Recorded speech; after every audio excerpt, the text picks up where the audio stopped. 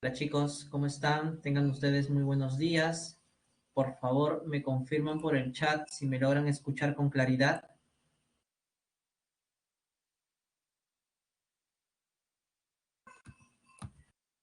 Sí, me confirman por favor. Gracias Sofía. Natalia, muchas gracias. Buenos días chicos, tengan cada uno de ustedes. Espero que se encuentren bien. A ver, vamos a activar un momento la cámara para que puedan visualizar un poco. Bien chicos, entonces espero que estén bien, se encuentren bien en casa, estén todos bien de salud. ¿No? Es sobre todo lo más importante, situación en estos tiempos que estamos viviendo. El día de hoy, como ustedes pueden ver en la pantalla, que por favor también quisiera que me confirmen si logran ver ya la pantalla, pueden ver ustedes el tema que vamos a trabajar el día de hoy, ¿no? El tema de electroquímica y celdas galvánicas. Muchas gracias, chicos, por sus respuestas en el chat. Bien, entonces vamos a iniciar sin más demora acerca de este tema, ¿no? Entonces, a ver, vamos a la presentación. Cuando nosotros hablamos de electroquímica, a ver, ¿qué podemos recordar? O esas palabras que nos pueden sugerir. Electro, bueno, electro tiene que ver de la electricidad, ¿verdad? Química, pues de la ciencia, obviamente, que estamos estudiando. Pero, ¿qué es lo más representativo en la química? Seguramente estás pensando en las reacciones, es lo básico, ¿no? La gente asocia química con reacciones, explosiones o cosas por el estilo, no sé por qué, pero bueno. Entonces, justamente la electroquímica es un campo de estudio de la físico-química que se encarga de estudiar la relación entre la corriente eléctrica y las reacciones químicas. Ahora, no cualquier reacción química, como ustedes están observando en pantalla, sino en las reacciones redox. Profesor, ¿y por qué tiene que ser una reacción redox? Pensemos un poquito. ¿Qué es la corriente eléctrica? ¿Qué entienden ustedes por corriente eléctrica? Tal vez podríamos pensar que es un flujo de electrones que van de un punto a otro, ¿no? Eso es la corriente eléctrica. Y yo te pregunto, ¿en qué tipo de reacciones químicas hay movimiento de electrones de una especie química a otra? Pues ya te habrás dado cuenta, Nicolás. Exacto, en la redox. En las reacciones redox. Por eso es que no en cualquier reacción química vamos a poder, o la corriente eléctrica va a poder ser partícipe, solamente en las reacciones redox. Entonces, la electroquímica se encarga de estudiar la relación entre la corriente eléctrica y las reacciones redox. Esta relación puede ir en dos direcciones. La primera, que a partir de la corriente eléctrica yo provoque una reacción redox, ¿no? Gracias a esos conocimientos que se tienen hoy en día, pues hay diversas aplicaciones como la electrorefinación del cobre, donde por medio de la corriente eléctrica el cobre que se obtiene en los procesos mineros se purifica, se refina aún más, pero también se pueden usar en lo que es recubrimiento de algunas piezas con otros metales para darle un aspecto más estético. Ese tipo de procesos que usan la corriente eléctrica para provocar una reacción redox se les conoce como procesos electrolíticos o simplemente electrólisis. Ahora, la otra relación puede ser en sentido contrario, que la reacción redox genere corriente eléctrica. Entonces, en ese sentido, ya existen diversas aplicaciones y las más conocidas son las pilas y baterías que nosotros usamos en autos o en algún dispositivo electrónico en casa, ¿no? Ese tipo de procesos donde las reacciones redox generan, producen corriente eléctrica son llamados procesos galvánicos. Entonces, la electroquímica podemos resumirla como el campo de estudio en el cual se estudia la relación entre la corriente eléctrica y las reacciones redox. Pueden ser de dos tipos, esas relaciones. Los procesos electrolíticos, donde la corriente eléctrica genera una reacción redox, o los galvánicos, donde a partir de una reacción redox se genera corriente eléctrica, ¿no? Tal como ustedes observan en el dibujo. Bien, entonces para poder iniciar el estudio de estos procesos que acabamos de ver, es importante tener ciertos conceptos básicos, tenerlos bien claros para poder entender cómo es que funcionan estos dispositivos, estos procesos, ¿no? Cómo se llevan a cabo. Primero, ¿qué se entiende por carga eléctrica? Si ustedes buscan en un diccionario, en la RAE, se van a dar cuenta que la carga eléctrica es la cantidad de electricidad que tiene un cuerpo. La cantidad de electricidad, sí, la cantidad de electricidad. Solamente que recuerda que la electricidad viene justamente de la carga que pueden tener este material. Y existen dos tipos de carga, las cargas positivas y las cargas negativas. Entonces, un cuerpo va a estar cargado eléctricamente cuando haya o cargas negativas en él o cargas positivas en él, en mayor cantidad que las otras. Entonces, recuerden que las cargas eléctricas se mide en la unidad de Coulomb en el sistema internacional, por favor, ya no se vayan a olvidar. Es el Coulomb. Otro concepto importante, la intensidad de corriente eléctrica, el amperio. Se define como la cantidad de corriente que pasa por un punto en un intervalo de tiempo, en una unidad de tiempo. De allí que la intensidad de corriente I se puede calcular dividiendo la carga entre el tiempo. ¿Cuáles son las unidades en el sistema internacional? Bueno, como ustedes pueden observar, la intensidad de corriente se mide en amperios, la carga en Coulomb y el tiempo en segundo, dándonos esta equivalencia. Ahora, esta intensidad de corriente es igual a la carga por el tiempo. Despejando la carga, ¿qué puedo decir? Que la carga es igual a intensidad por tiempo. Esta es otra expresión que nosotros a lo largo de la clase vamos a ir viendo, ¿no? En la parte de electrólisis. Así que es muy importante tenerla en cuenta, ¿no? Esa otra forma de expresar la relación entre intensidad, carga y tiempo. ¿Qué más? Conductores. Los conductores ustedes conocen seguramente que son materiales que permiten el paso de la corriente eléctrica a través de ellos. Eso es un conductor. ¿Qué materiales son conductores por excelencia? Seguramente ya lo sabes. Lo hemos visto semanas anteriores en enlace químico. Los metales, ¿verdad?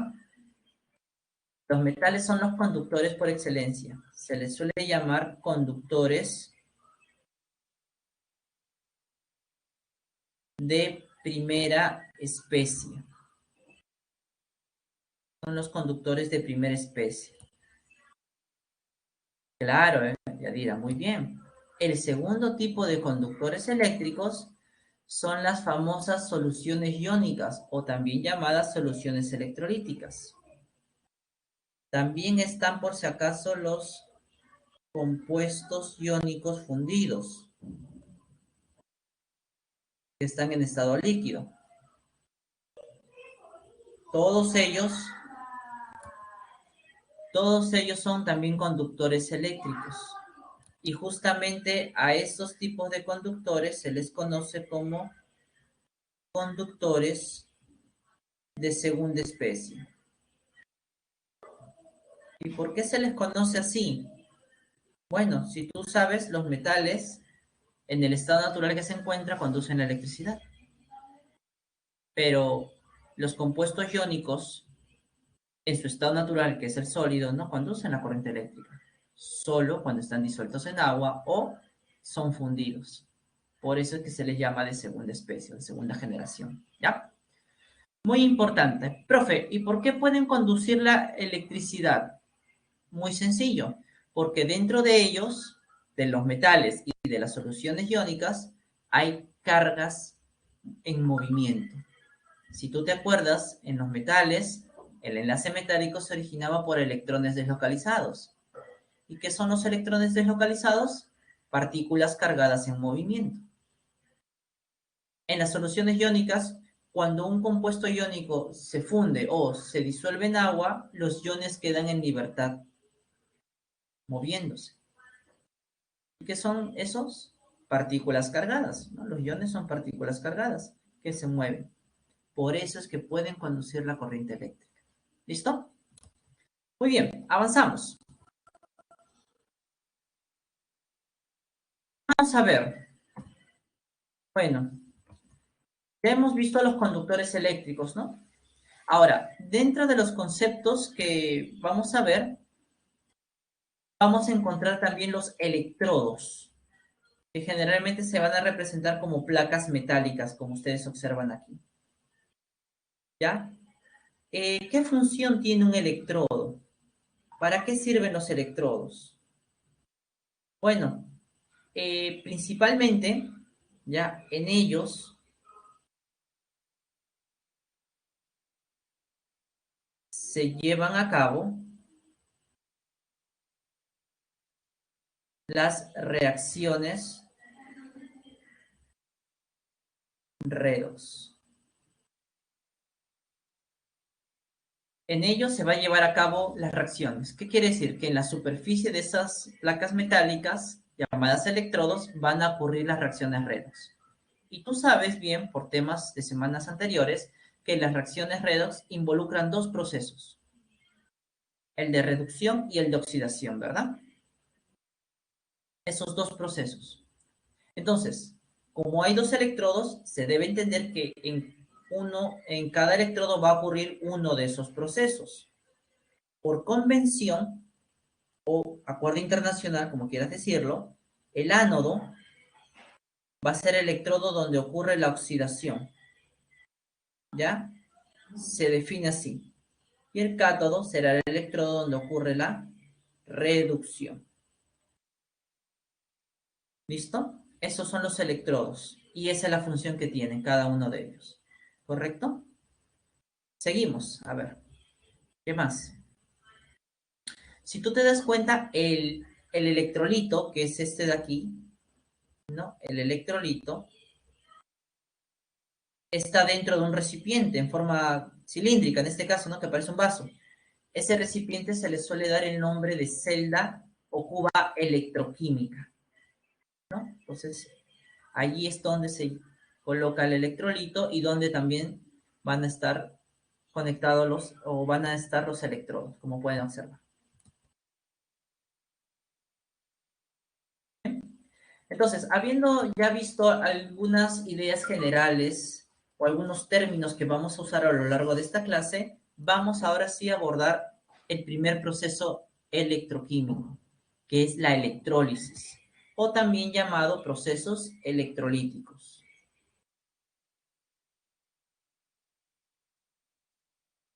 Veamos. Los procesos electrolíticos, como pueden ver allí, como ya bien les había comentado, son procesos en los que al circular corriente eléctrica sobre las sustancias se produce una reacción redox. Es decir, la reacción química es producida por la acción de la corriente eléctrica. Si no hay corriente eléctrica, no hay reacción redox. Entonces, como esta reacción, para que ocurra, necesita de un agente externo, esta reacción redox se le considera no espontánea. No espontáneo significa que no ocurre de forma natural, sino que necesitas de un agente externo para que pueda ocurrir.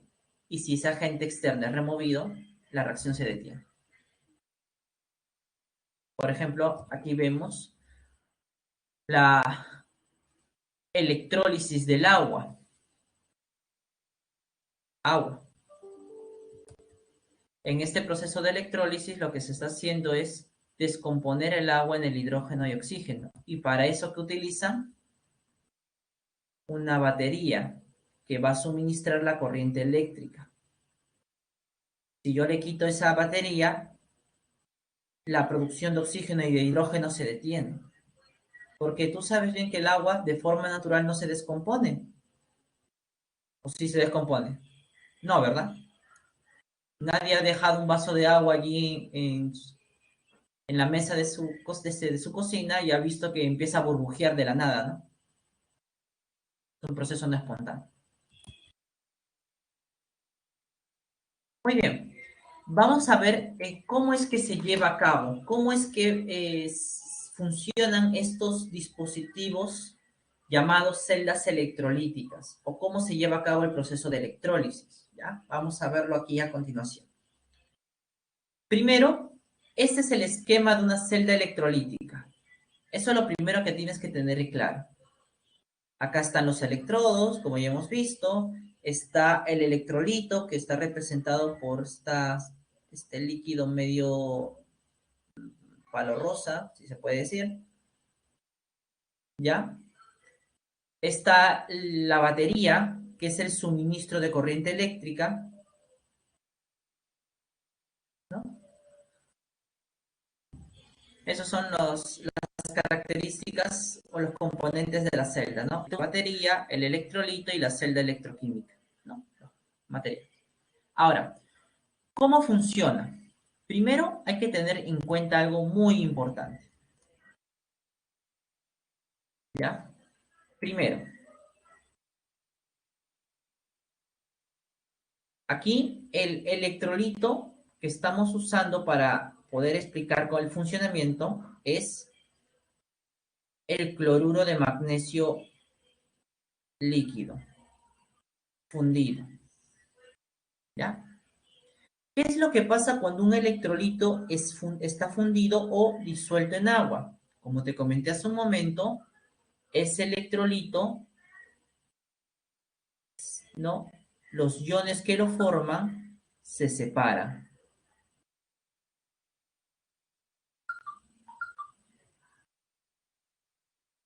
Se separan, ¿no? Los iones. Se separan. Acá está este ion de carga positiva, que tú ya sabes que es el catión, y acá está el otro ion de carga negativa, que tú sabes es el anión. Entonces, ¿qué es lo primero que ocurre en el funcionamiento de una celda electrolítica?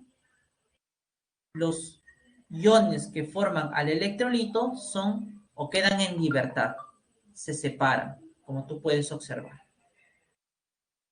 Segundo, ¿cuál es el segundo paso del funcionamiento? Si tú te das cuenta, los electrodos están conectados a la batería. Y si alguna vez has visto una batería o una pila, tú sabes que esa batería o pila tiene dos polos, uno positivo y uno negativo. ¿Qué es lo que va a pasar? Pues el electrodo que está conectado al polo negativo se polariza de forma negativa. Y el que está conectado al polo positivo se polariza de forma positiva. Entonces, segundo paso, ¿qué es? Los electrodos se polarizan. Ya los electrodos se polarizan.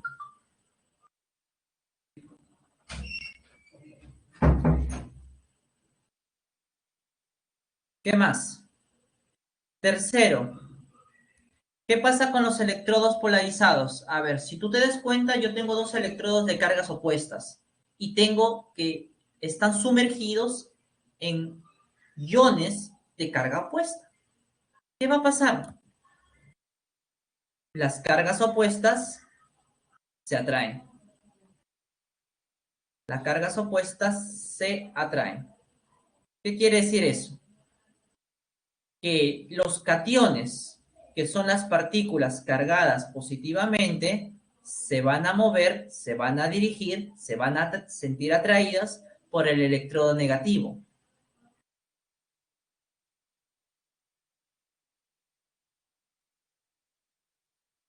Se dirigen al electrodo negativo. Mientras que los aniones, que son las partículas cargadas negativamente, se dirigen al electrodo positivo.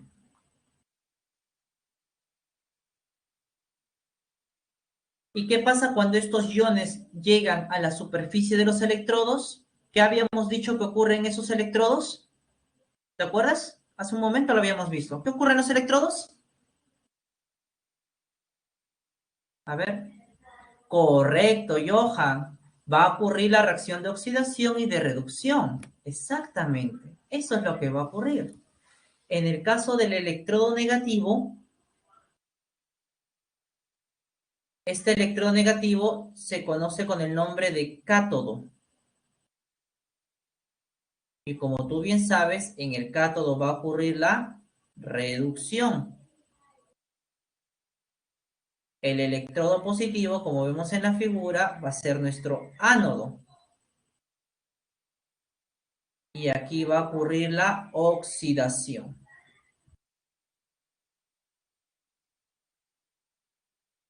Eso es lo que ustedes ven en la figura. Los cationes van al cátodo para reducirse y los aniones van al ánodo para oxidarse. Solo que lo estoy escribiendo en palabras, ¿no? Para que lo puedan tener como apunte. ¿Y qué es lo que está produciéndose? Si tú observas, aquí encuentras las reacciones. El ion cloro, que es el anión, se oxida porque pasa de -1 a 0. Como hay dos cloros, los que están participando, se pierden 2 electrones. Y en el caso del magnesio pasa de +2 a magnesio 0, se reduce, ganando 2 electrones. Entonces va a ocurrir eso.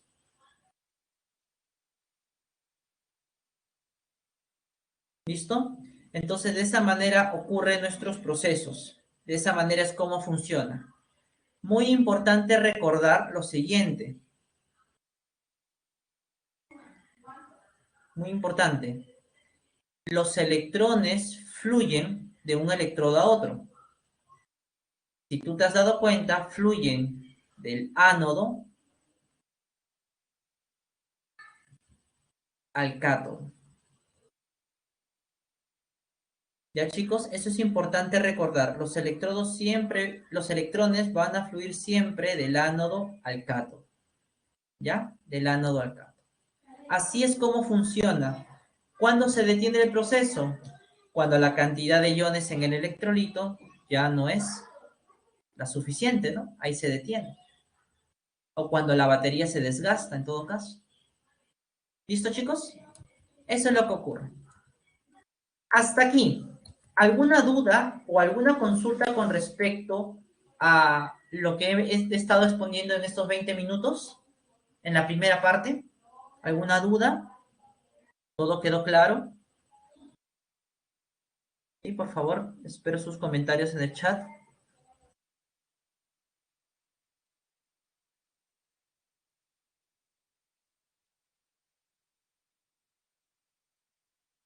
¿Por qué van? Ya, dice, si los electrones tienen carga negativa, ¿por qué van hacia el cátodo? Ah, muy sencillo. Porque justamente en la batería, lo que hace la batería es funcionar como si fuera una bomba de agua. No sé si alguna vez ustedes han visto cómo funciona una bomba de agua. Crea una diferencia de presiones y hace que el agua vaya de un lugar donde hay bastante agua hacia otro, que no hay agua. Esa batería funciona de una forma similar. Crea una diferencia de voltaje que hace que los electrones salgan del ánodo. Profe, pero ¿por qué del ánodo si es positivo? Ah, si tú te das cuenta, ¿quién va al ánodo? Los aniones. Y los aniones tienen un exceso de ¿qué? De electrones, ¿verdad?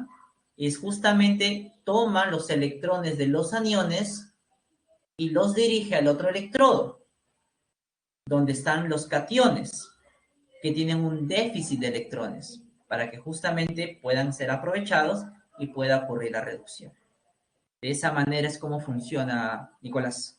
Espero que te haya quedado un poquito más claro. Listo. ¿Alguna pregunta más, chicos? Por favor, con respecto a esta parte, y no para avanzar. Ah, muy buena tu observación, Omar. Generalmente, los electrolitos de sales fundidas En el ánodo generalmente se va a formar una sustancia gaseosa. Eso es cierto, Omar. Generalmente, ojo. Siempre va a ser en forma gaseosa y en forma diatómica, ¿no? Porque ustedes saben que la forma de los elementos en estado gaseoso es diatómica. Natalia me dice, el ánodo está cargado positivamente y el cátodo cargado negativamente desde el inicio. Al conectarse a las pilas, claro, lo polariza. Crea esa diferencia de potencial y por eso lo hacen así. Así es, Natalia. Listo. ¿Continuamos o hay alguna pregunta más? Creo que no, ¿verdad? Ya, continuemos. Justamente con la pregunta que Omar estaba haciendo ahorita, vamos a empezar. Profesor, ¿y en el ánodo siempre se va a obtener un gas? Bueno, sí, eso es cierto, un gas se va a obtener, pero a veces puede obtenerse un líquido, a veces puede obtenerse una sustancia diferente a la que uno espera.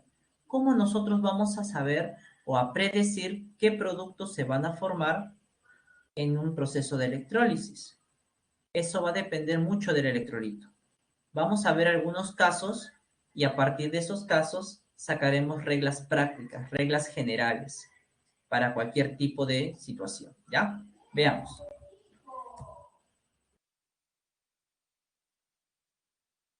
Primero vamos a la cristal fundida, el cloruro de sodio, tal como ustedes lo observan aquí, ¿no? Fundido porque es líquido. A ver, ¿qué es lo que pasa? Como ya les he dicho, el electrolito, al estar en estado líquido, los iones están separados. Los electrodos cargados en la batería, según el polo, se polarizan, como están viendo. Cuando la celda entra en funcionamiento, ¿qué es lo que pasa?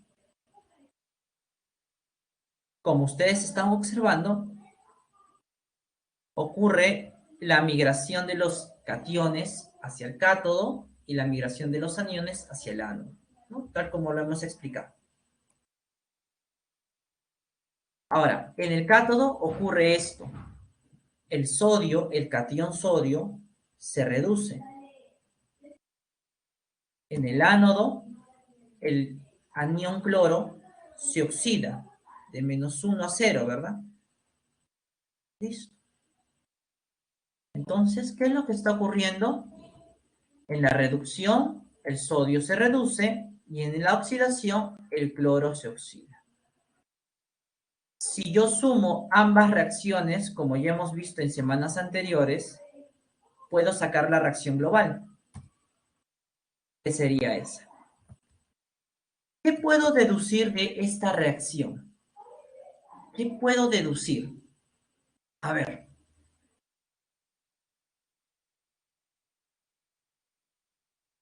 ¿Qué puedo deducir? Pensemos. Cuando mi electrolito es fundido, o sea, está en estado líquido, ya se van a formar en el ánodo y en el cátodo algunas cosas.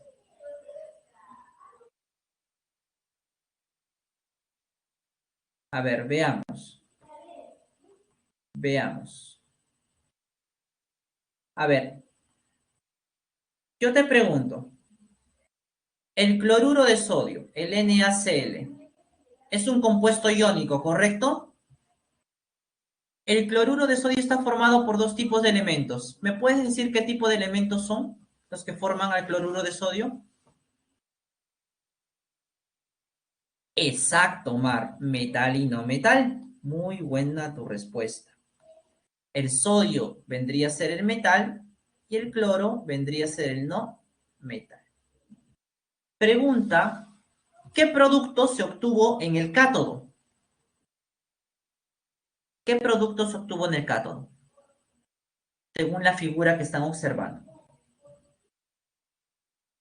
¿Qué producto se obtuvo en el cátodo? A ver, digan ustedes. ¿Qué producto se obtuvo en el cátodo? Correcto, el sodio líquido. Ya, el sodio en general, ¿no? Muy bien, Omar. Muy bien, Johan. Muy bien, Nair. Oye, pero el sodio, ¿qué era? El metal, ¿verdad? Y en el ánodo, ¿qué se obtenía? ¿O qué se obtuvo, mejor dicho? El cloro. El cloro gaseoso, que es cloro 2, no se olviden, que es el no metal. Entonces, ¿qué puedo deducir?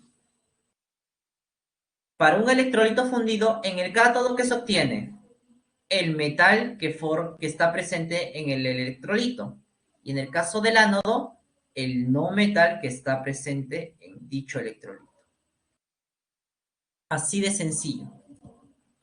Esa es la regla práctica que nosotros podemos usar para poder predecir qué productos se van a obtener, simplemente analizando la composición del electrolito. Veamos un ejemplo. A ver, ejemplo. Yo tengo el KBr fundido. ¿Qué productos debería obtener en el ánodo y en el cátodo? A ver, ¿qué me dicen ustedes? Según la regla general que acabamos de deducir. ¿Qué deberíamos obtener? A ver, escriban sus respuestas.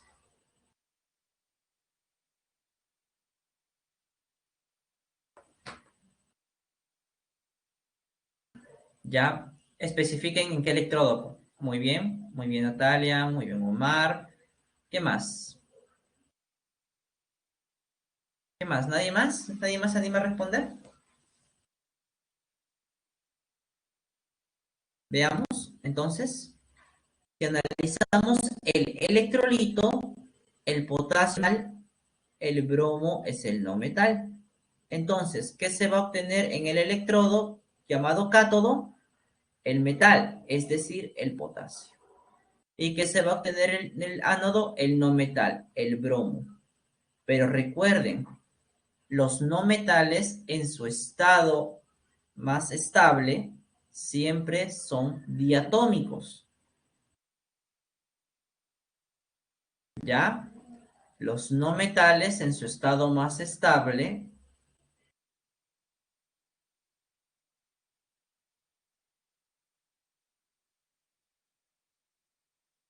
generalmente son diatómicos. O sea, si te dicen que se obtiene en un electrodo hidrógeno, pues debe ser H2, oxígeno, O2, bromo, bromo 2, yodo, yodo 2, cloro, cloro 2, nitrógeno, nitrógeno 2, y así sucesivamente. Es la forma más estable, por si acaso. Muy buen trabajo, chicos. Entonces, aquí tenemos la electrólisis de una sal fundida. Veamos la electrólisis ahora de una sal acuosa. ¿Ya? Acuosa. Ahí ese símbolo AC nos indica el acuoso. Recuerden que acuoso significa que el compuesto está disuelto en agua, ¿no? Muy bien. Si observamos, ahora, aparte del electrolito acuoso, aparte de estar el catión, el anión, hay una tercera sustancia, el agua. ¿Qué va a pasar aquí? Va a haber una competencia. ¿Por qué? Porque ahora hay dos sustancias que tienen la posibilidad de reducirse, el sodio y el agua. ¿Cuál se va a reducir? Eso lo vamos a ver en un momento. Por otro lado, en el ánodo hay dos sustancias también que se pueden oxidar. El cloro, el ion cloro y el agua. Como tú puedes darte cuenta, el agua tiene la capacidad de oxidarse y reducirse a la vez. Eso es lo que podemos observar. Pero lo importante es saber cuál es el que se reduce y cuál es el que se oxida. Bueno, si nosotros observamos lo que la figura nos muestra, ¿qué vemos? Burbujas de color blanco o bueno, burbujas blancas y burbujas de color verde. Si son burbujas, están haciendo referencia a qué cosa? A gases, ¿verdad? Experimentalmente eso se puede observar. ¿Qué quiere decir? En el ánodo se está obteniendo el cloro. Es el gas de color verdoso. Y en el cátodo, ¿qué se obtiene? ¿Qué se reduce en el cátodo? ¿El sodio o el agua? Bueno, experimentalmente nos vamos a dar cuenta que en el cátodo se va a reducir el agua. Y producto de eso, ¿qué va a formar? Oxígeno gaseoso, que viene representado por esas burbujas o esos círculos de color, esos círculos blancos que van subiendo. Eso es lo que se observa experimentalmente. ¿Ya? Ahora, seguramente estarás pensando, ¿por qué? ¿A qué se debe? Eso lo vamos a explicar en la siguiente lámina. Entonces, en la electrólisis que hemos estado viendo hace un momento del cloruro de sodio acuoso, ¿listo? Se reduce el agua y se oxida el cloro. Esa es la ecuación de reducción del agua. Fíjate que cuando el agua se reduce forma hidrógeno gaseoso y cuando el ion cloro se oxida forma el cloro gaseoso. Sumando ambas ecuaciones, como ya sabes bien, obtenemos la reacción global. Pero la pregunta viene aquí. Profesor, ¿por qué el sodio no se reduce? Lo que pasa es que el sodio es un metal y es uno de los metales más activos que hay, metal del grupo 1A. Entonces ellos no tienen la capacidad para reducirse, más bien de oxidarse, porque son elementos metálicos. Así que entre una competencia entre el sodio y el agua tiende mayor tendencia a reducirse, por eso es que se reduce, ¿no? Y en el caso de la oxidación, profesor, ¿por qué fue el cloro? Porque el cloro tiene mayor, el ion cloro tiene mayor tendencia a oxidarse que el agua. Profesor, ¿y cómo voy a saber en otros ejemplos que eso va a ocurrir? Pues justamente para eso tenemos la regla práctica. Cuando tu electrolito es acuoso, ya se va a formar en el cátodo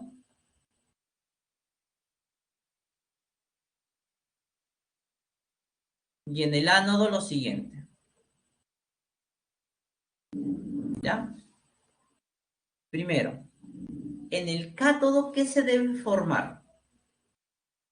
En el cátodo se debe obtener supuestamente el metal, ¿verdad? Así habíamos dicho. Y en el caso del ánodo, el no metal. ¿Cuándo? ¿Cuándo?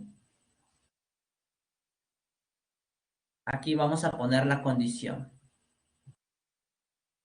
¿Ya?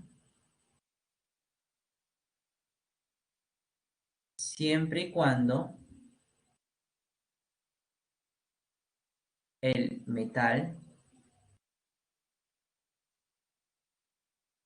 no, ojo, no sea aluminio ni pertenezca al grupo 1A y 2A.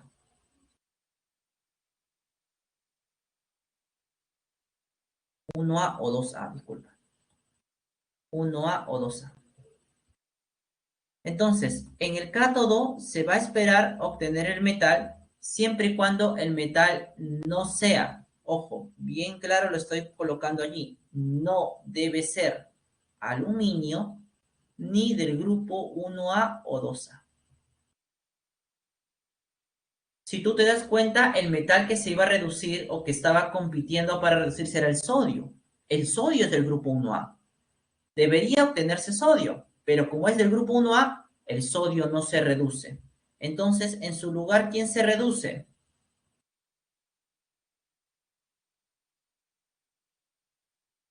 Se reduce el agua. Y producto de la reducción del agua, se obtiene hidrógeno. Eso es importante recordar. Formando hidrógeno gaseoso. ¿Estamos de acuerdo? Eso es lo que ocurre. Formamos hidrógeno gaseoso. En el ánodo se debe obtener el no metal, así habíamos dicho. Siempre y cuando, ¿qué? Siempre y cuando el no metal no use el máximo estado de oxidación. Si tú te das cuenta, analizamos al ion cloro. ¿El cloro qué carga tiene aquí? ¿Qué estado de oxidación? -1, ¿verdad? ¿Está usando el máximo estado de oxidación del cloro? No, porque el máximo ¿cuánto es? ¿Te acuerdas? El máximo estado de oxidación del cloro es... Muy bien, Omar, 7. Entonces, como no está usando el máximo estado de oxidación, el ion cloro aún puede oxidarse. Es por eso que en el ánodo se está obteniendo cloro. Profe, ¿y qué hubiera pasado si el cloro está usando el máximo estado de oxidación? Ah, allí viene lo contrario.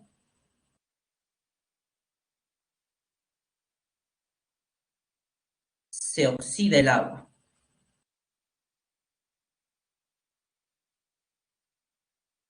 Formando oxígeno gaseoso. Tal como ustedes observan allí en la pantalla. Entonces, chicos, estas reglas prácticas van a ser muy importantes para nosotros. Sé que ahorita puede costar un poquito entenderlas, pero vamos a ver diversas situaciones para poder entender.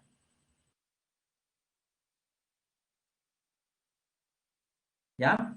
A ver, yo les recomiendo ahorita que si pueden, tómenle una captura de pantalla, cópienlo ahí en un papelito aparte para poder seguir practicando con las siguientes situaciones y poder deducir por qué es que se obtienen los productos que se van a obtener. ¿Estamos de acuerdo? A ver, entonces les doy un minuto para que puedan tomar una captura de pantalla, colocarlo en una hoja aparte o escribirlo. Algo rápido nada más. ¿No? Saben que la clase es grabada, así que no hay problema. Después lo pueden tomar o copiar con calma. Pero ahorita ténganlo en un borrador porque con eso vamos a trabajar en los siguientes ejemplos. A ver, vamos a dar unos minutos para que puedan copiar. Entonces recuerden, para un electrolito acuoso, en el cátodo debe obtenerse el metal, siempre y cuando este metal no sea el aluminio ni del grupo 1A ni 2A. Si fueran de esos grupos, entonces, en vez de reducirse el metal o de obtenerse el metal, se va a reducir el agua, formando el hidrógeno. En el caso del ánodo, la misma historia. En el ánodo debe obtenerse el no metal, siempre y cuando este no metal no use el máximo estado de oxidación. Si el no metal usa el máximo estado de oxidación, entonces en lugar de oxidarse ese no metal, se va a oxidar el agua, formando como producto el oxígeno. ¿Listo, chicos? ¿La copiamos? ¿Ya? Vamos a ver el siguiente ejercicio entonces, ¿ya?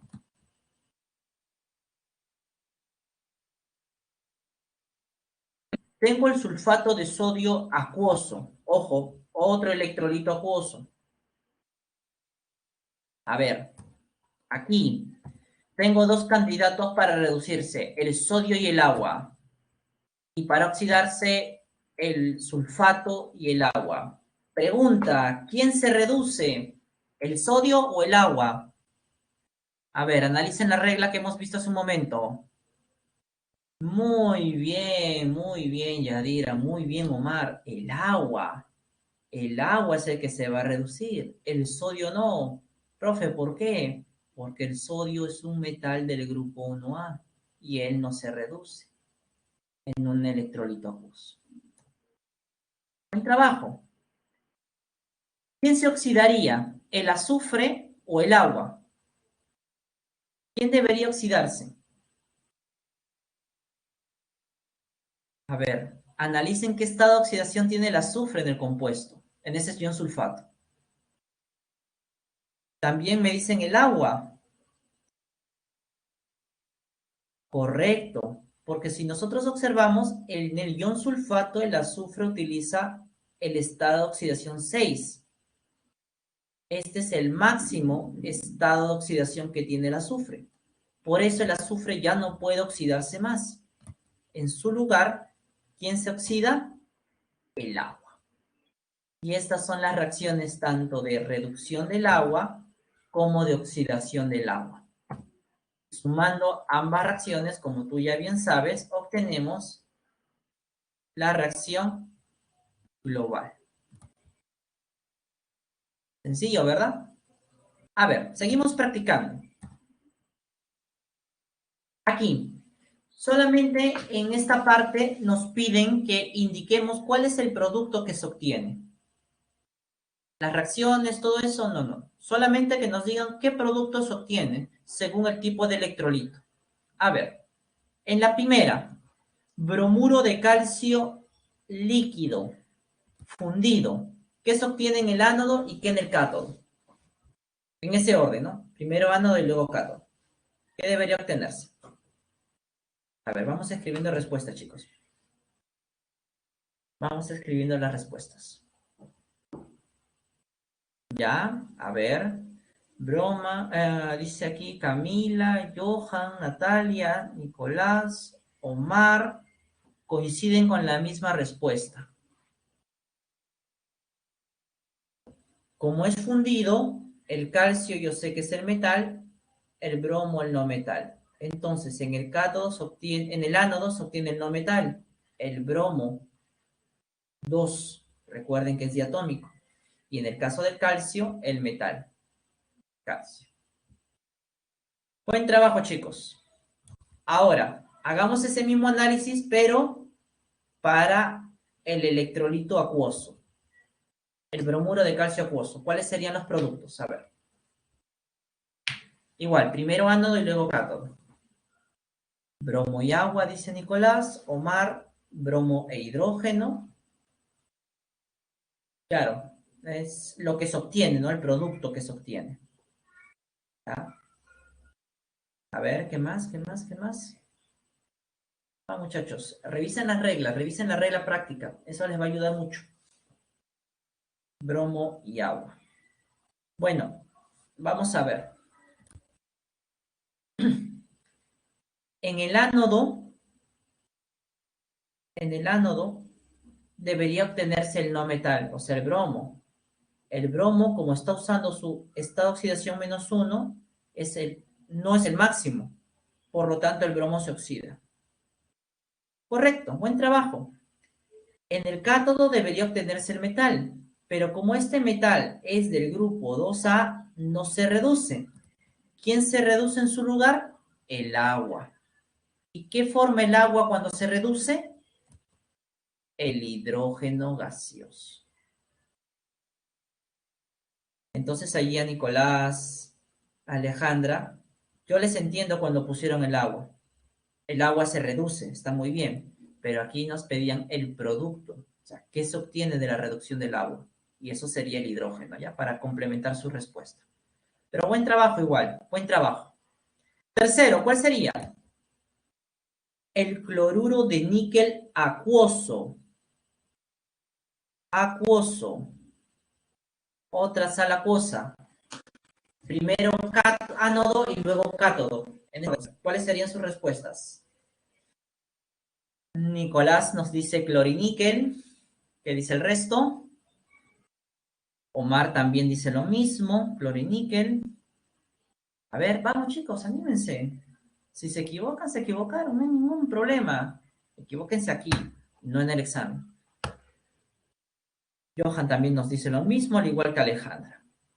Muy bien, analicemos. En el ánodo se debe obtener el no metal, el cloro.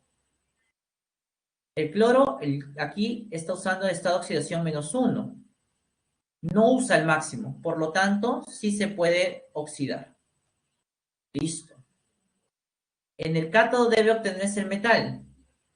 El níquel no es aluminio y no es ni del 1A ni del 2A. Entonces, este metal sí puede reducirse y se obtendría, como ustedes bien dijeron, níquel. Vamos, tercero o cuarto ya. Sulfato de cobre 2 acuoso, que se obtiene en el ánodo y en el cátodo, en ese orden. A ver. Muchachos, porque creo en ti. Vamos. A ver, Johan me dice oxígeno, pero ¿en qué electrodo? A ver, hay que especificar ahí, Johan. Nicolás, oxígeno e hidrógeno. Oxígeno y cobre.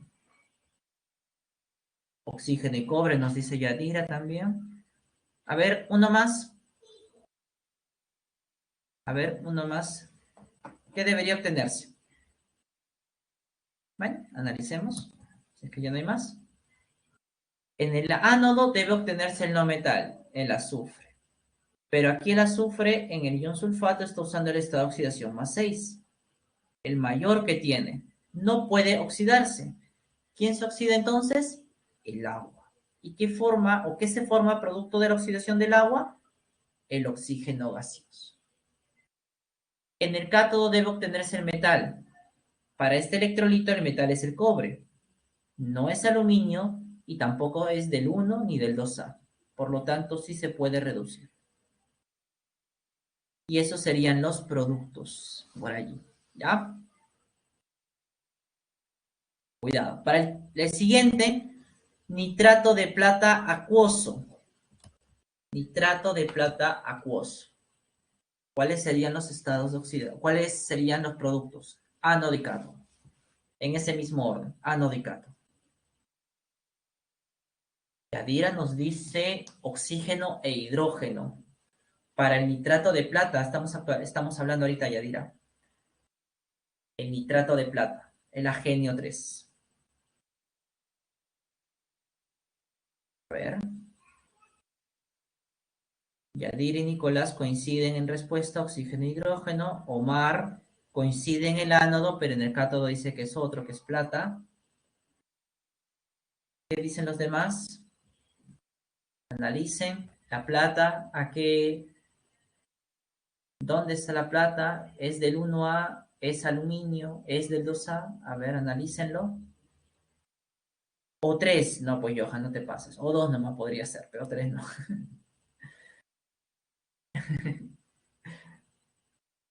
No te preocupes, no te preocupes. A ver, analicemos. En el ánodo debe obtenerse el nitrógeno. Pero aquí el nitrógeno está usando el máximo estado de oxidación, 5. Ya no puede oxidarse más. En su lugar se oxida el agua formando oxígeno. En el cátodo debe obtenerse el metal. La plata no es el aluminio, no es del 1A y tampoco del 2A. Perfecto. Entonces la plata sí puede reducirse. Y es lo que se obtiene. El último, ya para dar el receso, ¿cuál sería el último? En el sulfato de aluminio acuoso.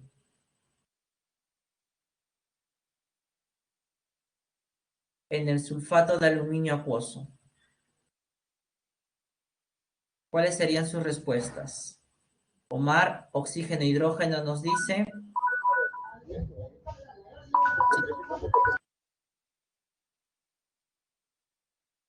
Ya. Correcto, chicos. Aquí el ánodo, el azufre debería obtenerse, pero como está usando el máximo estado de oxidación, no se oxida. Se oxida el agua formando oxígeno. Y aquí el aluminio es un metal, pero este metal no puede reducirse en un electrolito acuoso. En su lugar se reduce el agua formando hidrógeno. Muy bien, chicos, esa sería la solución a estos ejercicios. ¿Ya? Después del receso vamos a continuar viendo ya los aspectos cuantitativos de la electrólisis. Tienen 15 minutos de descanso, así que nos estamos viendo 12 y 10. Aprovechen el tiempo.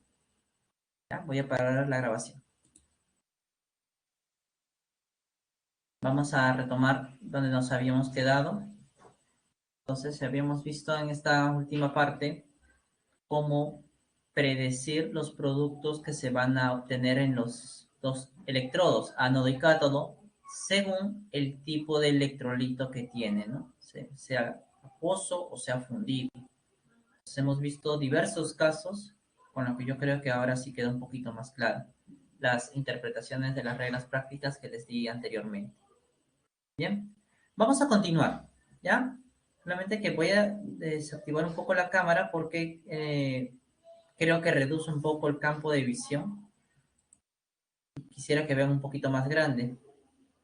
Pues no se logra visualizar por allí. ¿Ya? ¿Me confirman, por favor, si me logran escuchar con claridad? ¿Sí? Ya, perfecto. Continuamos entonces. Bien. Hemos visto hace un momento aspectos cualitativos de la electrólisis. Es decir, qué productos son los que se pueden obtener, cómo es que funciona, ¿no? Aquí vamos a ver la parte cuantitativa, que es muy importante a nivel industrial. Recuerden que toda industria se mueve en cantidades. ¿Cuánto produces? De allí viene todo el valor económico. Entonces, vamos a ver cuánto es lo que se puede producir en estos procesos de electrólisis. Para eso hay que tener algunos conceptos previos claros. Primero, Faraday. Es obviamente un científico, Michael Faraday, ¿no? Físico empírico más que teórico, pero bueno. Este físico norteamericano fue el que, a través de sus estudios en el campo de lo que es la electricidad y lo que es este tema de electroquímica, dio una equivalencia, la cual lleva su nombre. Y justamente esa equivalencia es la que les voy a mostrar a continuación. Un Faraday, como ustedes pueden observar, equivale o contiene una carga de 96.500 joules. Esta es la carga. Y esa carga es la que se necesita para movilizar una mol de electrones. ¿De dónde a dónde la movemos? Del ánodo al cátodo, como ya hemos visto. Y gracias a ese movimiento de electrones es que se puede formar en un electrodo, ¿ya? Un equivalente gramo de sustancia. Esta relación es muy importante porque a partir de esto nosotros podemos resolver los problemas de forma cuantitativa, ¿ya? Solamente conociendo esta relación. Por ejemplo, si para obtener calcio en un electrodo se necesita 2 moles de electrones, ¿cuántos Faraday necesito para movilizar esas 2 moles de electrones? ¿Qué me podrían decir ustedes?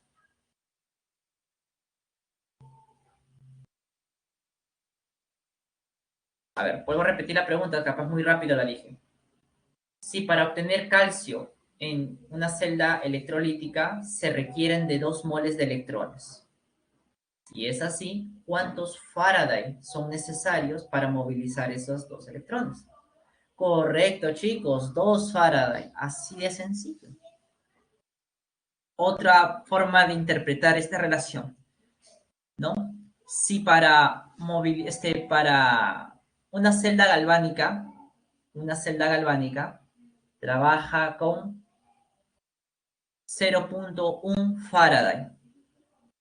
¿Cuánto es la carga suministrada?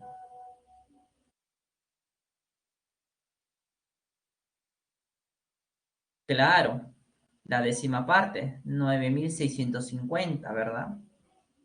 Muy bien, chicos. Eso es muy importante tener esa relación en mente porque en algunos ejercicios pueden desarrollarse solamente usando eso. Así de sencillo, como ustedes lo acaban de hacer. ¿Ya? Muy bien.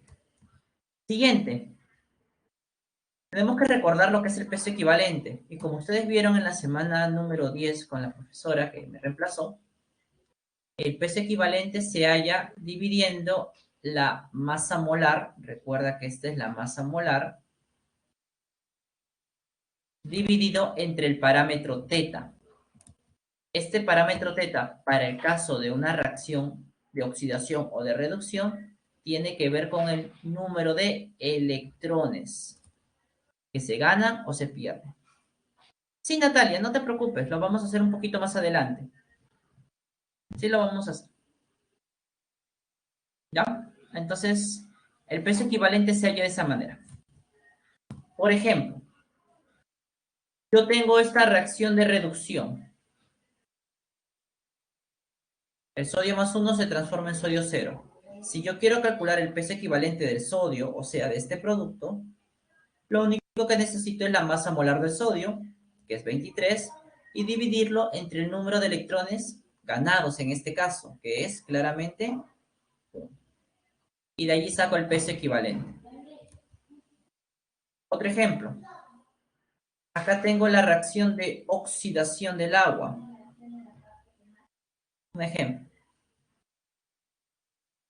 Entonces, si yo quiero hallar el peso equivalente del oxígeno, que es el producto, necesito la masa molar del O2, que es 32 gramos por mol, y dividirlo entre el número de electrones que en este caso se han perdido, 4, dándonos un resultado de 8, tal como ustedes observan ahí. ¿No? Muy bien, chicos. Entonces, vamos a ver. Habiendo repasado un poquito esto, entremos a las leyes dadas por Michael Faraday. Primera ley, ¿qué nos dice? Que la masa formada, la masa de los productos que se forman en los electrodos es proporcional a la carga eléctrica de trabajo.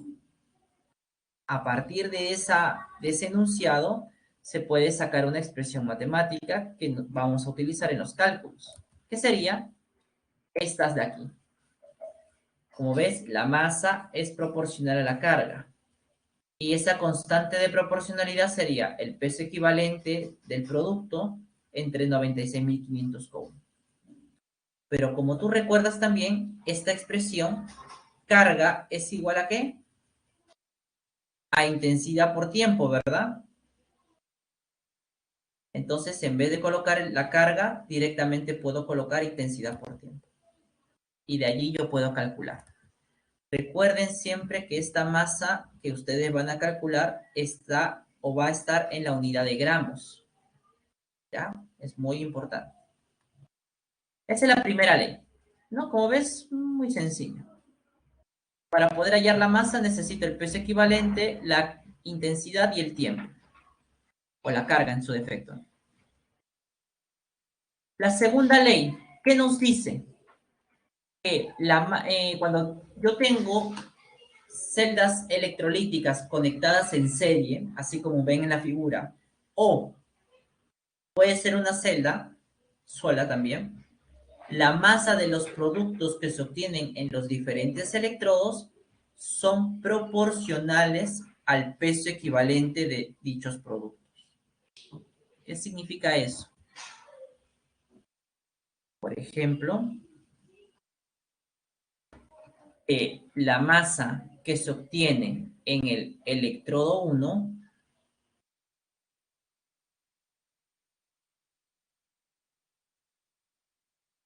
es proporcional a su peso equivalente y debe ser esa proporción igual a la masa del producto que se obtiene en el electrodo 2 sobre el peso equivalente de dicho producto. Como les vuelvo a repetir, esta ley funciona cuando yo tengo una sola celda o cuando tengo celdas en serie. Por ejemplo, aquí yo tengo 3 celdas en serie y en los cátodos se están obteniendo estos 3 tipos de metales, como ustedes observan. ¿Yo puedo relacionar la masa de esos 3 metales que se han formado en esos 3 electrodos? Claro que sí. ¿Cómo sería la expresión? Y lo voy a poner arriba, ¿ya? La masa de oro que se obtiene en el primer electrodo sobre el peso equivalente gramo del oro es igual a la masa de zinc que se obtiene en el otro electrodo sobre el peso equivalente gramo del zinc. Y esto a su vez es igual a la masa de plata que se ha formado en el otro electrodo entre su peso equivalente gramo de plata.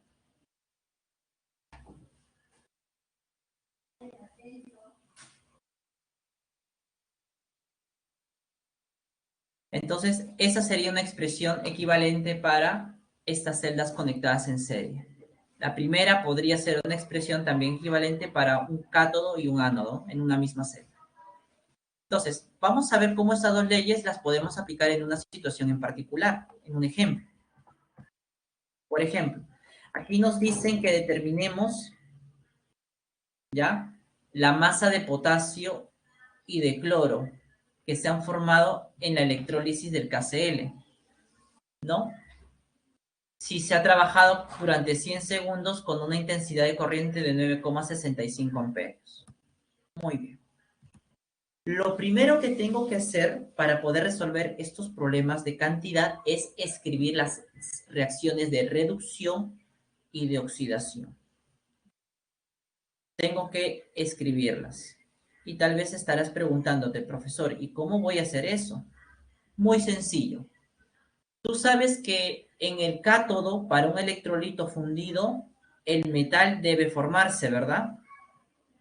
Yo te pregunto, el potasio en el KCl, ¿qué estado de oxidación tiene? ¿Qué estado de oxidación tiene el potasio en el KCl? +1. Muy bien, muchachos.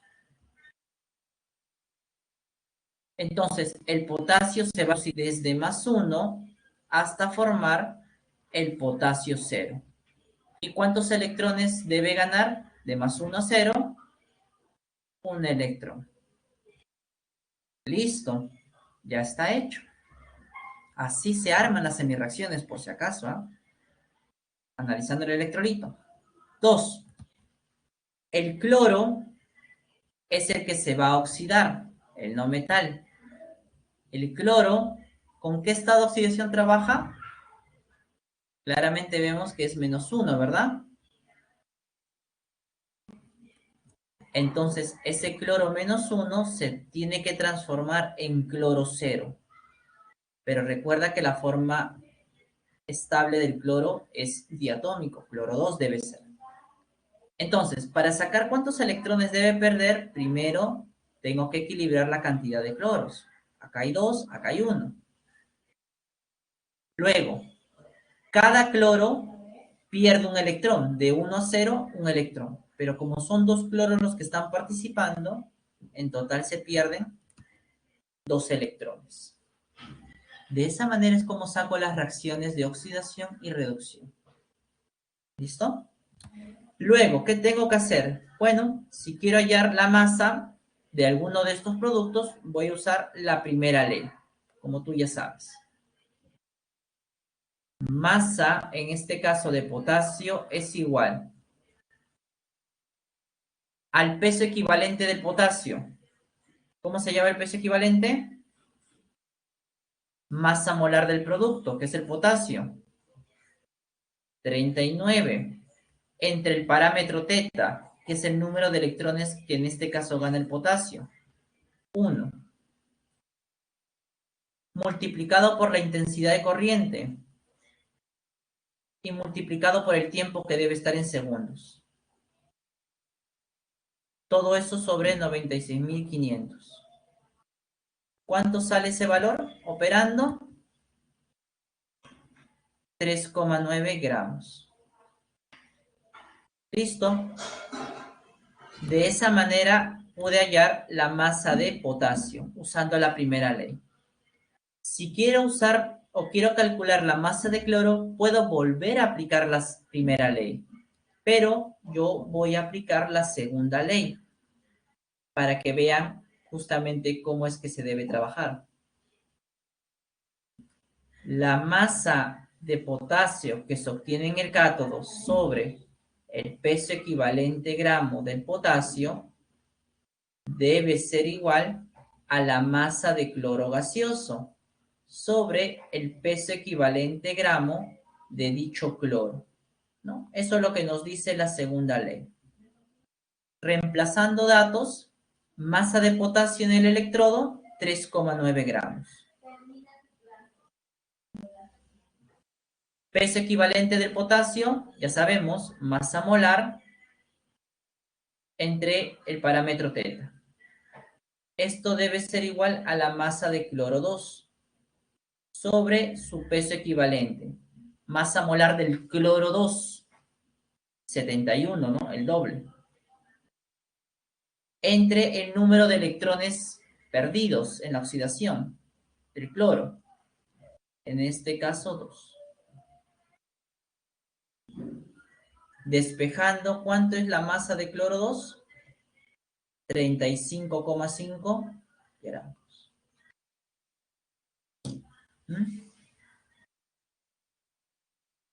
Natalia, no. Como les repetí, como les decía, la segunda ley se puede aplicar para celdas conectadas en serie, pero también para una misma celda.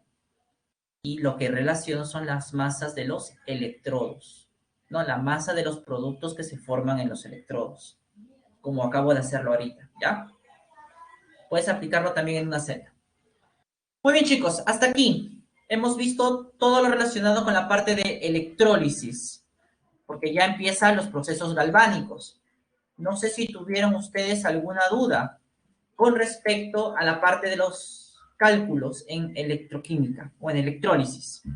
Por favor, por el chat me podrían comentar si es que tuvieran alguna duda.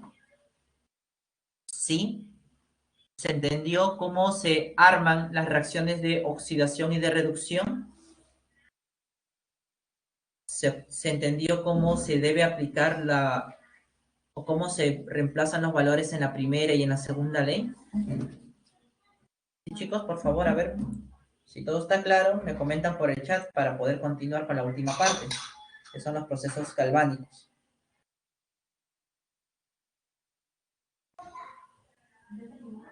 Muy bien, gracias Natalia por responder. Si vamos bien, entonces continuemos con la siguiente parte. Esto ya va a ser un poco más rápido. Procesos galvánicos, la otra cara de la moneda en electroquímica. Como ya habíamos visto al inicio de esta clase, los procesos galvánicos son aquellos procesos donde la reacción redox genera corriente eléctrica. Como la reacción va a ocurrir de forma natural, sin intermediario externo alguno, se dice que las reacciones redox en los procesos galvánicos son espontáneos. ¿Ya? Allí tenemos el esquema justamente de una celda galvánica hecha en el laboratorio. Y aquí, si ustedes logran observar, se lee un voltaje. Esa es justamente la energía eléctrica que está generando esa celda que se armó. Seguimos avanzando un poquito más. A ver, ¿cómo funciona? Bueno, antes de ver cómo funciona, primero identifiquemos los elementos que presenta una celda galvánica. Como tú puedes observar, la celda galvánica se divide en dos partes, en dos semiceldas, la del lado izquierdo y la del lado derecho. Ahí está. Ahí está nuestra celda. Tiene sus electrodos. Cada electrodo está sumergido en un electrolito que, como puedes observar, siempre hay una correspondencia. Si el electrodo es de un metal, el electrolito debe contener a dicho metal, tal como estamos viendo aquí. Entonces, están los electrodos, está el electrolito, ¿ya? Vemos los cables conductores y vemos un dispositivo electrónico, en este caso un foco. Está puesto ahí, ¿no? El cual vamos a encender con la energía eléctrica que genere la celda. Aparte de eso, Se cierra el circuito con este tubo en forma de U, que se conoce con el nombre de puente salino. ¿Qué función cumple el puente salino? Ya lo voy a explicar un poco más adelante. Esos son los elementos. Cuando el sistema es armado, el foco empieza a encender o enciende, porque se está generando corriente eléctrica. Pero ¿qué es lo que está pasando? Veamos. Primero, al inicio estaban así, ¿correcto? Cuando se pone en funcionamiento la celda, miren lo que ocurre. Vemos que a medida que avanza el tiempo, ¿qué le pasa al electrodo de cobre y al electrodo de zinc? ¿Qué le pasó al electrodo de cobre? Antes era así, ahora vemos que a medida que pasa el tiempo, el electrodo de cobre gana masa y el electrodo de zinc pierde más. Eso es lo que se está observando, ¿verdad?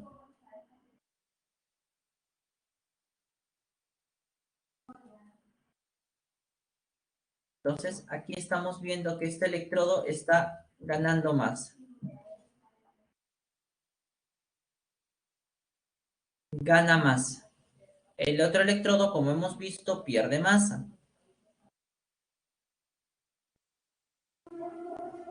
¿Por qué gana masa?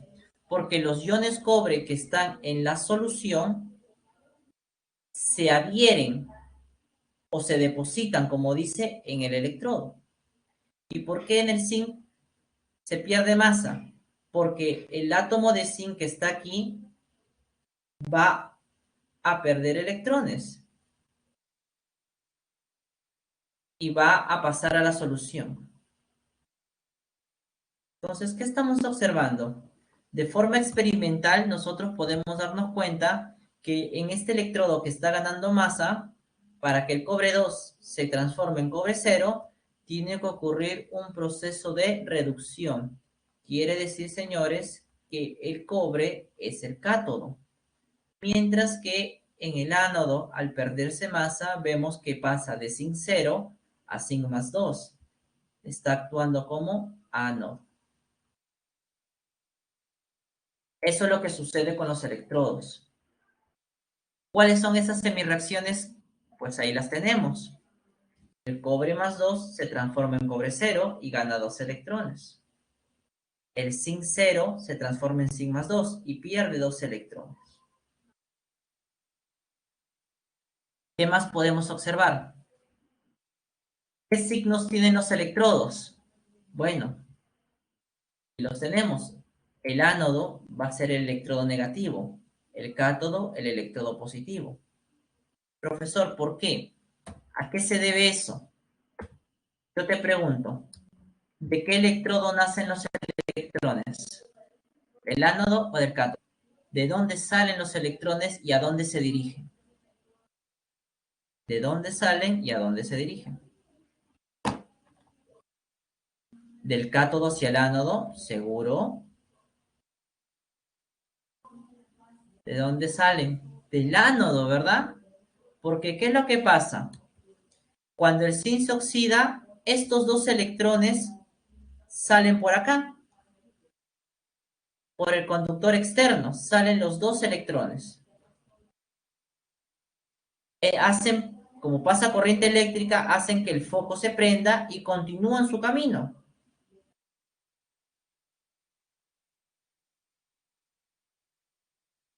Como tú puedes observar, los electrones nacen en el ánodo, salen de allí. Entonces, por eso se le da la carga negativa. Y el otro electrodo sería el de carga positiva, ¿ya? Por eso es que cambia los signos de los electrodos en la celda galvánica, ¿ya? Por el origen de dónde están saliendo los electrones. Entonces, cuando todo ese sistema está en funcionamiento, como has visto, se va a ir perdiendo masa en los electrodos porque van ocurriendo la oxidación en el zinc, en el caso del cobre, aumenta la masa porque ocurre el proceso de reducción. Esa oxidación y esa reducción hacen que los electrones se muevan por un cable externo. haciendo que pueda encender un dispositivo electrónico, en este caso un foco. De esa manera es como funciona. ¿Cuándo deja de funcionar la celda? Cuando el electrodo anódico desaparece, ¿no? Se disuelve completamente. O cuando el puente salino se desgasta. Así es, muchachos, cómo funciona. ¿Listo? Así es como funciona la celda. Así es como se genera la corriente eléctrica. ¿Estamos de acuerdo hasta aquí? ¿Sí? Vamos a continuar entonces un poquito más.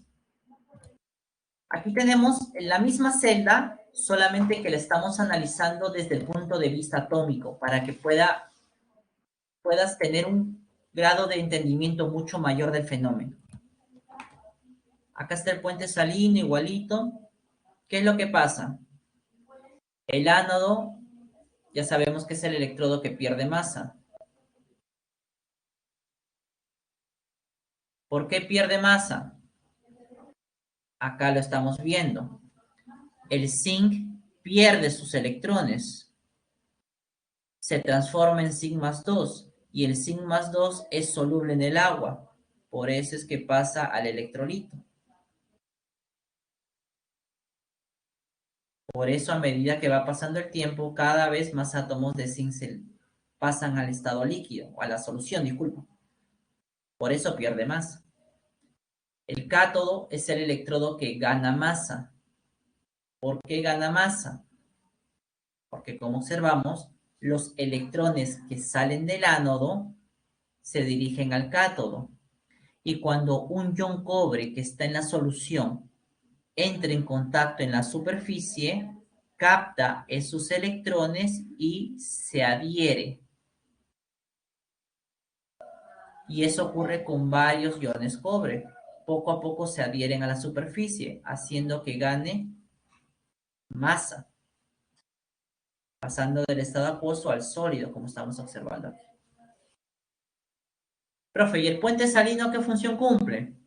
Bueno, como te comenté hace un momento, el puente salino va a cumplir dos funciones. La primera es cerrar el circuito. Es un circuito eléctrico, tú sabes que debe estar cerrado para que pueda pasar la corriente eléctrica. Se cierra. Y número dos, observa lo siguiente. A medida que avanza el tiempo, varias cargas positivas, varios iones zinc pasan a la solución. Aumenta. Entonces, el puente salino, para evitar que haya un exceso de cargas positivas, entrega cargas negativas. ¿De dónde las saca esas cargas negativas? Pues justamente este tubo de vidrio en forma de U, en su interior tiene una solución electrolítica que tiene cationes y aniones, como en este caso el KCl. De allí pasa, ¿no? Por unos tapones, como observas aquí. Y de esa manera equilibra la carga en la semicelda anódica. Por el otro lado, si tú observas, a medida que avanza el tiempo, en la solución disminuye la cantidad de cargas positivas. ¿Qué hace el puente salino? Aporta las cargas positivas que sean necesarias para mantenerlas en equilibrio. En conclusión, entonces, ¿qué hace el puente salino? Equilibra cargas en cada semicelda. Eso es lo que hace el puente salino, chicos, ¿ya? Y es importante tenerlo en cuenta. De allí nos pueden sacar preguntas. Bien. Una vez más hemos visto cómo funciona. Esta es la reacción global. ¿Listo? Y justamente la celda galvánica que nosotros hemos visto hace un momento, la podemos representar de una forma más abreviada, usando el diagrama de celda. ¿Y cómo se representa una celda galvánica usando este diagrama? Aquí lo tienes, para la celda que hemos hecho. Tú te das cuenta, Este diagrama de celda siempre va a tener en la parte central dos barras oblicuas que representan el puente salino. Todo lo que esté al lado izquierdo de estas dos barras oblicuas va a representar la semicelda anódica. Y todo lo que esté del lado derecho va a representar la semicelda catódica, ¿no? Y si tú te das cuenta, las semiceldas estaban formadas por el electrolito y por el electrodo, ¿verdad? Bueno, en los extremos se van a colocar siempre los electrodos, que como ves están en estado sólido. Y separado por una barra oblicua, en la parte central van a estar presentes, ¿qué cosa? Los electrolitos, tal como aquí te voy a poner.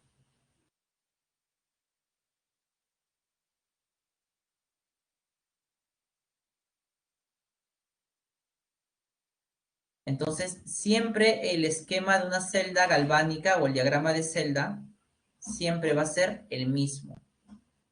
Profesor, ¿siempre a la izquierda va a ser el ánodo y a la derecha el cátodo? Sí, siempre va a ser así. ¿Ya? De esa manera es como se representa, ¿no?, nuestro diagrama de celda. Ahora, ya que hemos visto cómo funciona, ya que hemos visto cómo representarla de una forma abreviada, hay algo muy importante que estamos dejando. Dos cosas importantes. La primera, profesor, nosotros vimos que como el cobre ganaba masa, es el que se reduce. Y el zinc, como perdía masa, es el que se oxida. Pero en un ejercicio, ¿cómo yo voy a saber realmente quién se oxida y quién se reduce? ¿Me van a decir acaso que tal electrodo gana masa y tal electrodo pierde? No necesariamente. Pero hay una manera que nosotros vamos a utilizar para poder identificar qué electrodo sería nuestro ánodo y cuál sería nuestro cátodo. Para eso tenemos que recurrir a las tablas de potenciales. Y como tú ves aquí, esta observación que aparece aquí, cuando un electrodo tenga un potencial de reducción estándar mayor, significa que ese material o ese electrodo tiene la tendencia a reducirse. Es decir, tiene la tendencia a actuar como un cátodo.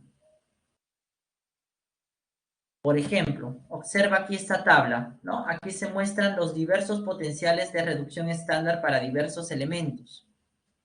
Ubiquemos al zinc. Acá está el zinc.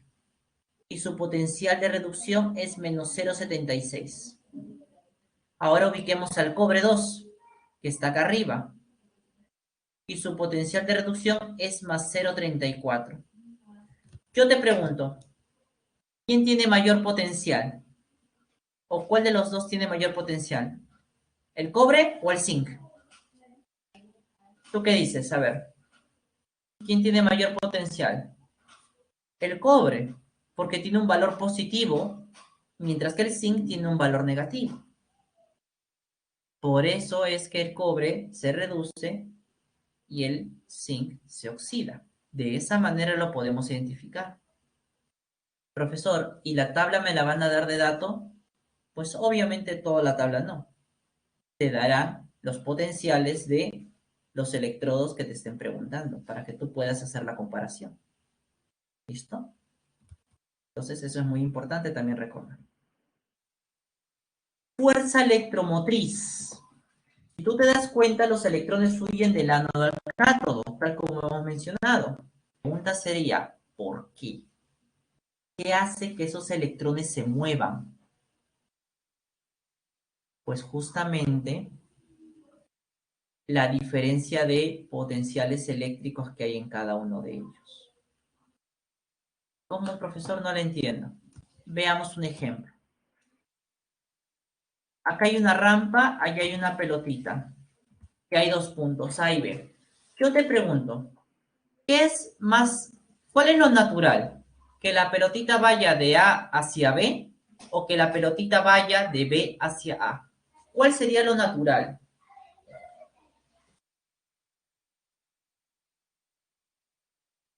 Correcto, Nicolás. Lo correcto sería que la pelotita vaya de A hacia B. ¿Por qué? Porque en A, como tú bien sabes por el curso de física, hay un mayor potencial, mayor energía potencial.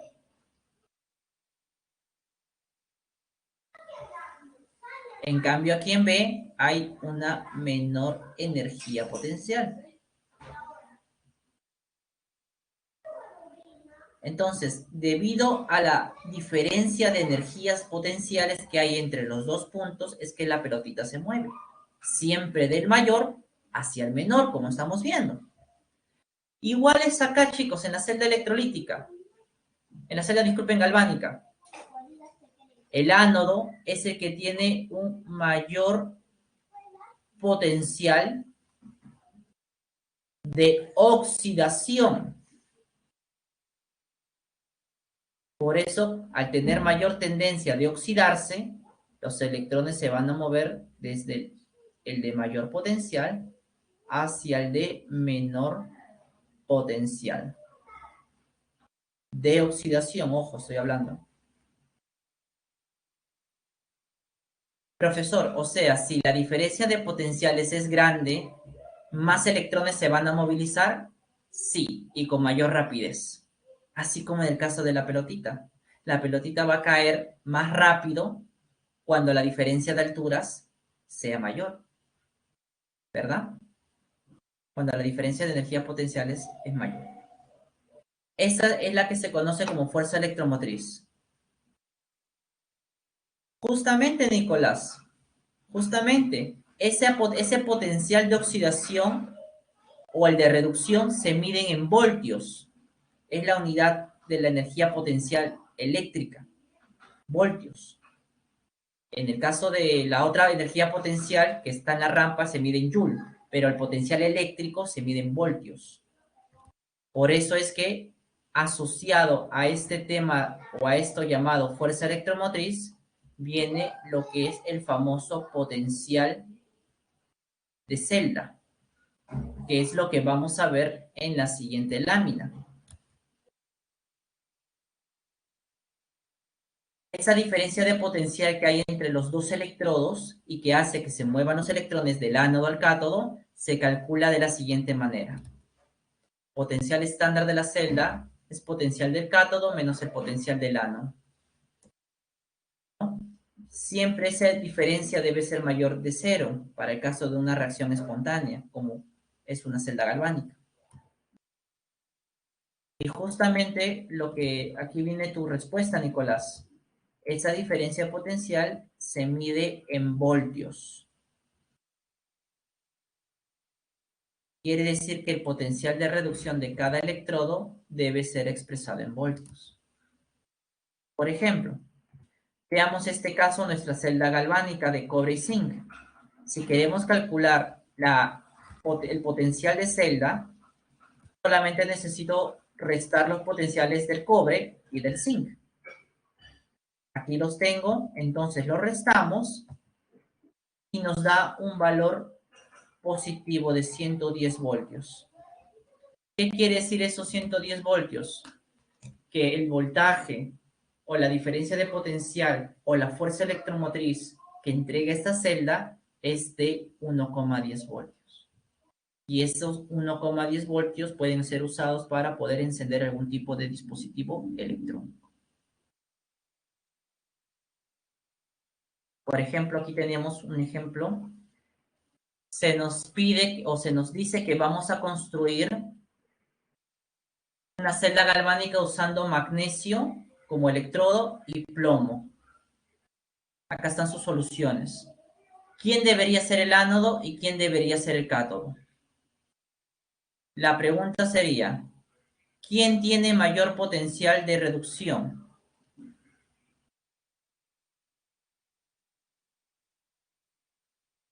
¿Cuál sería su respuesta, chicos? ¿Quién de los dos tiene mayor potencial de reducción? plomo. Entonces, el plomo viene a ser el cátodo. Entonces, el magnesio, que es el de menor, es el ánodo. ¿Listo? Te piden el potencial estándar de la celda. Muy bien. El potencial estándar es potencial estándar de reducción del cátodo menos el potencial estándar de reducción del ánodo. Como el cátodo es el plomo, sería 0,13 voltios menos el del ánodo, que es el magnesio, menos 2,37 voltios, dándonos un potencial estándar de celda igual a 2,50 voltios, si es que no me falla el cálculo. Y como se han dado cuenta, positivo. Bien, chicos, de esa manera es como nosotros vamos a trabajar en los cálculos, con respecto a la parte de cálculos, para una celda galvánica, ¿no? Simplemente identificar quién es el cátodo, quién el ánodo, y con los potenciales que el problema nos da de dato, hacemos la resta y calculamos dicho potencial. Y listo, chicos, se acabó. No sé si tendrán alguna duda, alguna pregunta, o pasamos ya a ver los ejercicios de la clase. ¿Tú qué dices? ¿Vemos los ejercicios o no? ¿Vamos directo? Ya, listo. Si no hay preguntas, vamos directo entonces.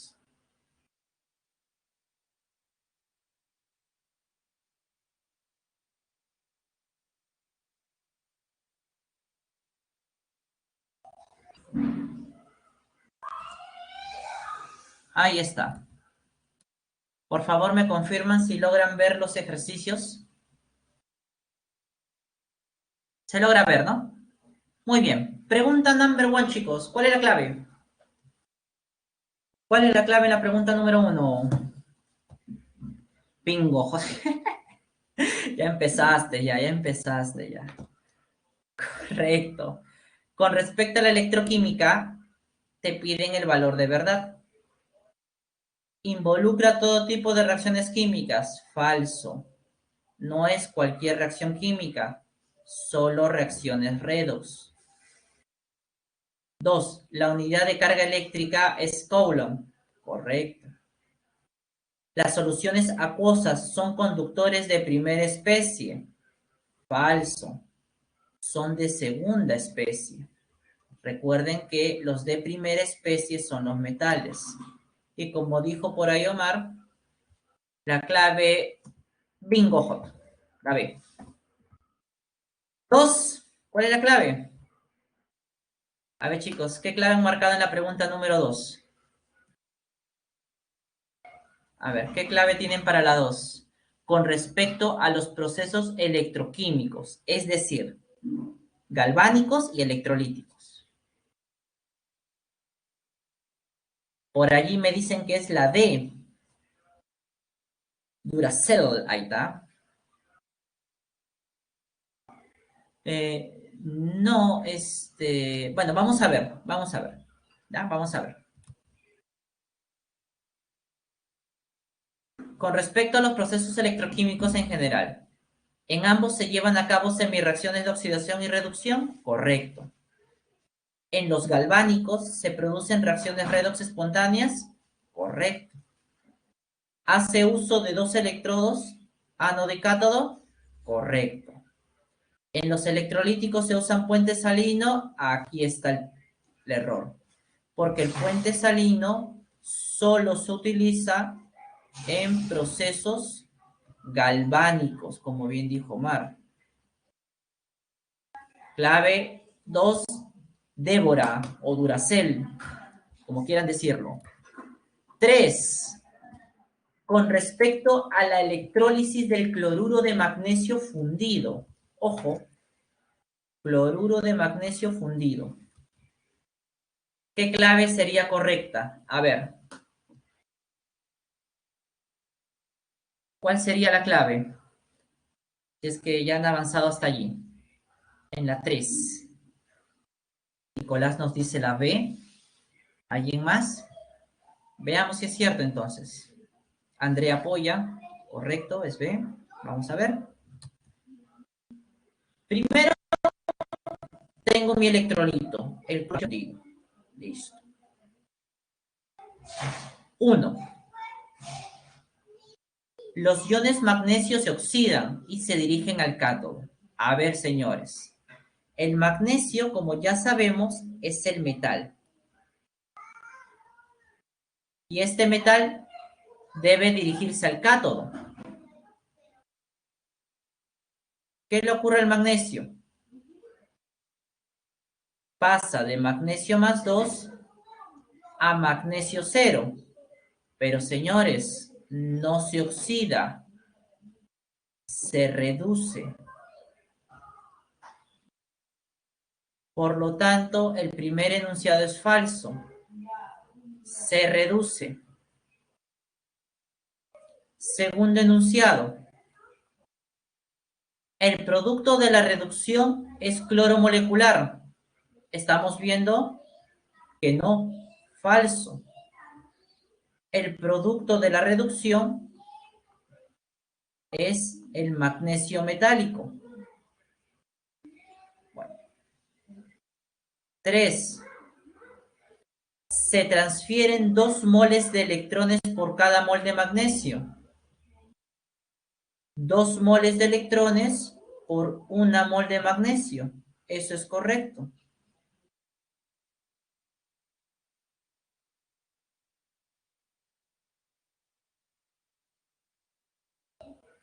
Falso, falso, verdadero, clave.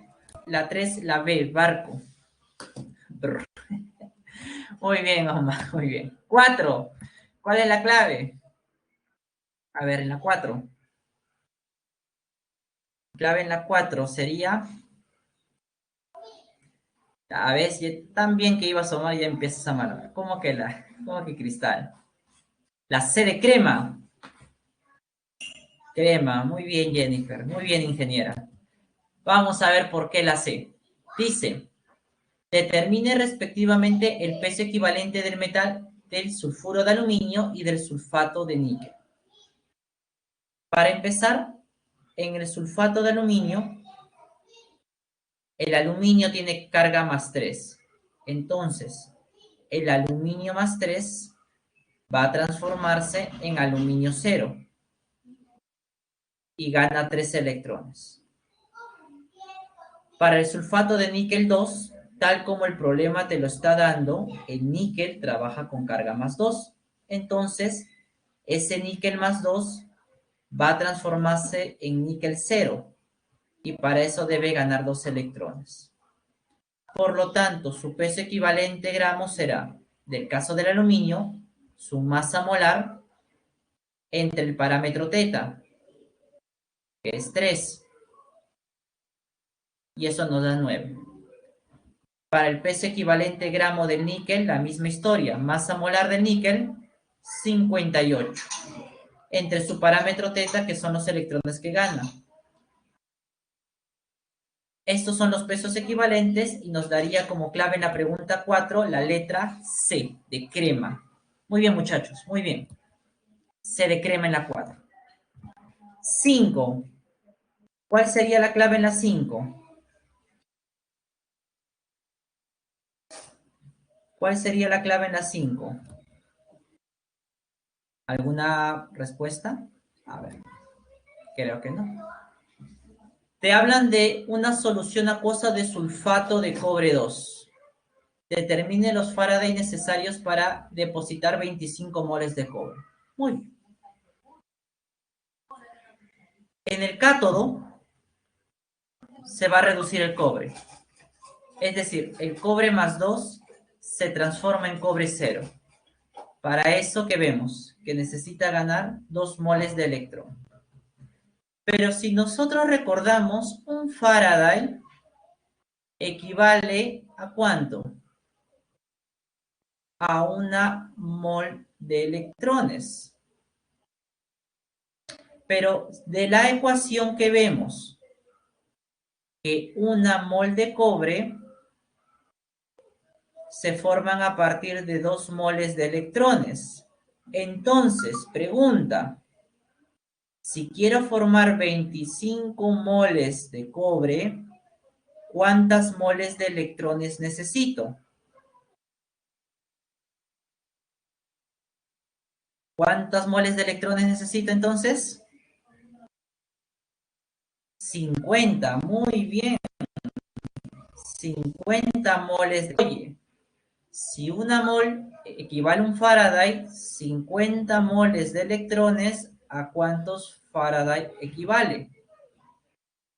Otra regla de 3.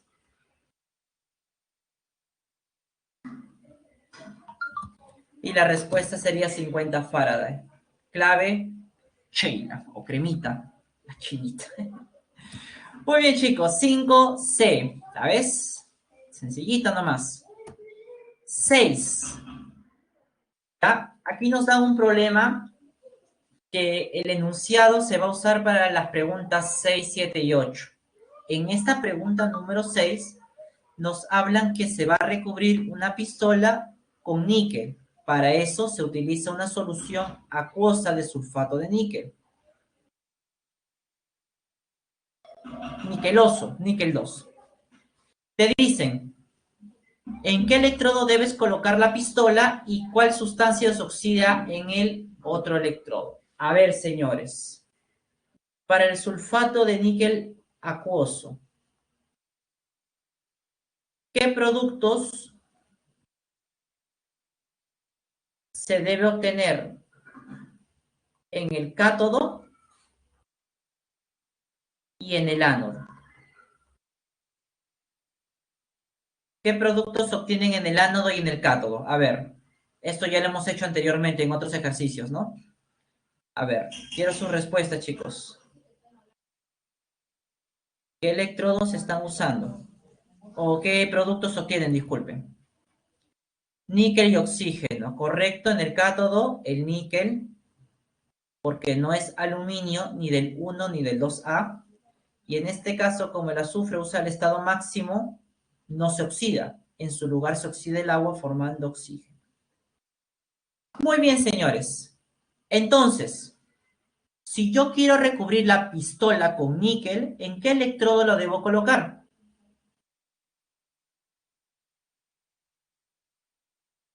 En el cátodo. Entonces la pistola se coloca en el cátodo, porque en el cátodo, como estás observando, se va a depositar el níquel. Clave en la pregunta 6 sería cremita. Gato. Muy bien, seguimos. 7. Te piden la masa de níquel que se deposita sobre la pistola. Si por la celda ha circulado esta cantidad de corriente y este tiempo. Muy bien. Aquí vamos a aplicar primera ley. Entonces, ¿cuál sería la clave?